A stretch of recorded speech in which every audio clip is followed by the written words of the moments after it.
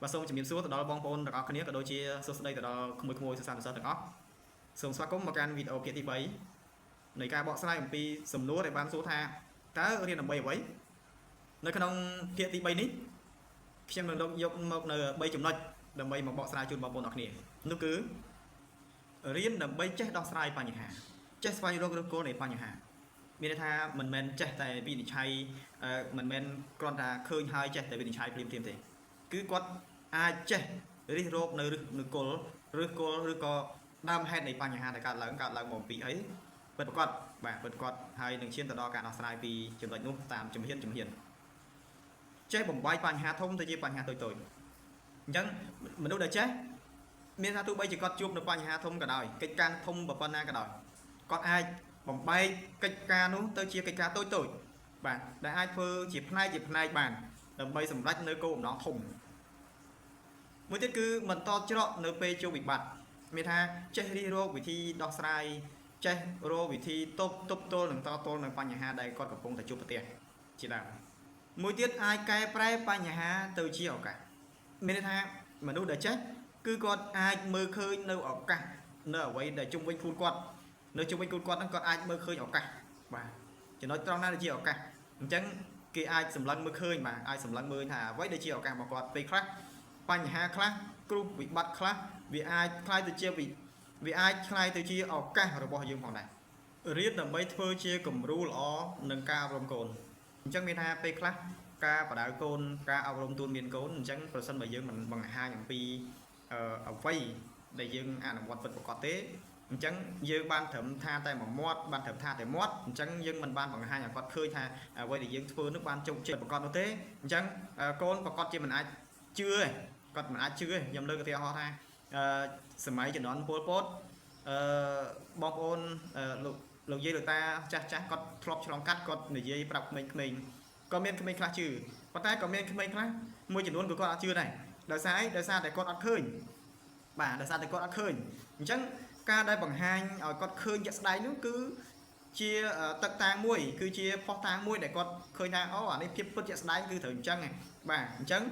thưa chia cầm rú đó con mình ha khất không răng prai riêng sốt đầm bay từ tua ban nơi lót tập hall rồi có prai nơi mặt phép nơi này bây giờ đầm bay bùng rít nơi chi phép của xa rồi có sạt đàn của này bây giờ phát đại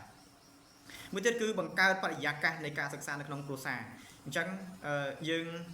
ជាពុកម្ដាយយើងត្រូវតែបង្ហាញថាយើងជាអ្នករៀនសូត្រយើងត្រូវតែរៀបចំនៅបរិស្ថាននៅផ្ទះយើងទៅថាយើងត្រូវតែមានកន្លែងសម្រាប់ការអង្គុយរៀនរបស់យើងខ្លួនឯងផងដែរបង្ហាញថាអូយើងកំពុងតែអង្គុយរៀនអញ្ចឹងយើងប្រាប់ឲ្យកូនរៀនយើងប្រាប់ថាឲ្យកូនរៀនប៉ុន្តែយើងអត់អង្គុយរៀនទេយើងអង្គុយលេងទូរស័ព្ទ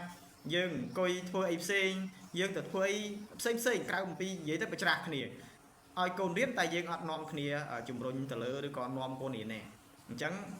ហាត់ផលមួយនេះគឺយើងមិនអាចជំរុញកូនទៅរៀនបានទេមួយទៀតបណ្ដុះស្មារតីស្រឡាញ់ការសិក្សារបស់កូនអញ្ចឹងខ្ញុំលើកទីហោដូចខាងលើមិនអញ្ចឹងថាប្រសិនបើយើងរៀនហើយបានលទ្ធផលល្អកូនប្រកាសជាខិតខំប្រឹងប្រែងរៀនដូចគ្នាហើយពីព្រោះគាត់បានឃើញថារៀនទៅពិតជាបានផលមែនរៀនទៅពិតជាបានស៊ីមែនមិនមែនរៀនឲ្យចោលទេមួយទៀតមានសមត្ថភាពតម្រង់ទិសនិងជួយបង្រៀនកូនបានអញ្ចឹងមានថានៅពេលដែលគាត់ធ្លាប់រៀនគាត់ដឹងពីបទពិសោធន៍គាត់មានបទពិសោធន៍គាត់ដឹងថានៅពេលដែលរៀនហើយទៅអនាគតគាត់ត្រូវមានផែនការមិនអញ្ចឹងជួយកូននៅក្នុងការរៀនកំណត់គោលដៅជីវិតរបស់គាត់ហើយជួយបរៀនកូនបាទអញ្ចឹងខ្ញុំលើកទីអថាដូចបងប្អូនខ្លះគាត់ថាបរៀនកូនយ៉ាងម៉េចបើគាត់អត់ចេះផងនឹងហើយជាហេតុផលបាទនឹងហើយជាហេតុផលថាសួរថារៀនដើម្បីអីមួយទៀតគឺដើម្បីផ្ទេរនៅមរតកគំនិតដល់កូនអញ្ចឹងដូចខ្ញុំបាននិយាយពីដើមថាមានគ្រួសារខ្លះគាត់អត់ផ្ដល់តម្លៃលើការងារនេះដោយសារតែគាត់មើលឃើញថាមិនឋានជុំវិញតែគាត់រស់នៅហ្នឹងគឺរៀនទៅវាអត់ប្រយោជន៍រៀនទៅមិនដឹងថាប្រឡងការងារអីចប់មិនដឹងថារកការងារអីធ្វើបានតតែមានខ្សែតតែមានវល្លិតតែមានមានបាក់មានពួកទើបអាចរៀនទៅបានការងារធ្វើអញ្ចឹងទេរៀនអត់ប្រយោជន៍ទេបានអត់តលុយអត់ប្រយោជន៍ទេអញ្ចឹងមិនបាច់រៀនទេឈប់រៀនទៅហ្នឹងណាអញ្ចឹងនៅពេលដែលយើងបានបង្ហាញអំពីភាពជោគជ័យរបស់យើងបានបដូរនៅផ្នត់គំនិតរបស់បងប្អូនយើងជាគ្រូដូចជាគ្រួសាររបស់យើងដូចជាមជ្ឈដ្ឋានជុំវិញរបស់យើង ក៏ដូចជាផ្ដល់នៅមរតកគំនិតដល់កូនផងដែរថារៀនទៅពិតជាបានល្អនិងបានជោគជ័យក៏ពិតមែនបើទោះជាបានមិនអាចខ្លាយជាអ្នកមានក៏ប៉ុន្តែខ្លាយទៅជាមនុស្សដែលចេះមិនងងឹតទាំងថ្ងៃផងដែររៀនដើម្បីកែប្រែជោគវាសនាខ្លួនឯងនិងគ្រួសារថាគាត់អាចមានសមត្ថភាពដើម្បីទៅរកចំណូលបានដោយប្រើប្រាស់នៅជំនាញប្រើប្រាស់នៅសមត្ថភាពរបស់គាត់ដើម្បីទៅដូរយកនៅប្រាក់នៅប្រាក់ចំណូលនៅក្នុងគ្រួសារដូចជាគាត់បើកអាជីវកម្មដូចជាគាត់បើកក្រុមហ៊ុនដូចជាគាត់បើកសាលារៀនបុលបយផ្សេងៗបាទដែលគាត់អាចប្រើប្រាស់នៅជំនាញរបស់គាត់នៅចំណេះរបស់គាត់ជាក់ស្ដែងមួយទៀតគឺលើកកម្ពស់ជីវភាពគ្រួសារនិងសេដ្ឋកិច្ចគ្រួសារអញ្ចឹងដូចខ្ញុំលើកពីដើមថានៅពេលដែលគាត់ចេះហើយគាត់មានសមត្ថភាពគាត់អាចទៅរកការងារធ្វើបានការងារល្អមានប្រាក់ខែខ្ពស់អញ្ចឹងគាត់អាចយកមកហ្នឹងពង្រីកបាទគឺឧត្តមភាពនៃគ្រួសារបាទមួយទៀតគឺកសាងនៅកិត្តិយសនិងមុខមាត់ជូនតកូលមានន័យថាយើងឃើញថាជាក់ស្ដែងណានៅពេលដែលបងប្អូនទាំងអស់គ្នាខ្លាយទៅជាមនុស្សដែលមានសេដ្ឋកិច្ចល្អនៅក្នុងសង្គមនៅក្នុងមជ្ឈដ្ឋានដែលបងប្អូនរស់នៅអញ្ចឹង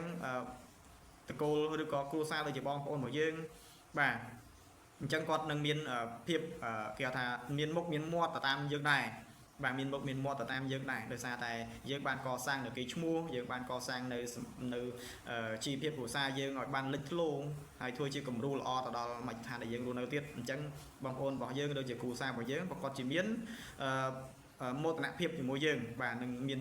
កិត្តិយសទៅតាមយើងផងដែរសូមបងប្អូនជួយចុច Subscribe ក៏ដូចជាចុចសញ្ញាកណ្ដឹងដើម្បីទទួលបាននៅវីដេអូថ្មីៗបន្ថែមទៀត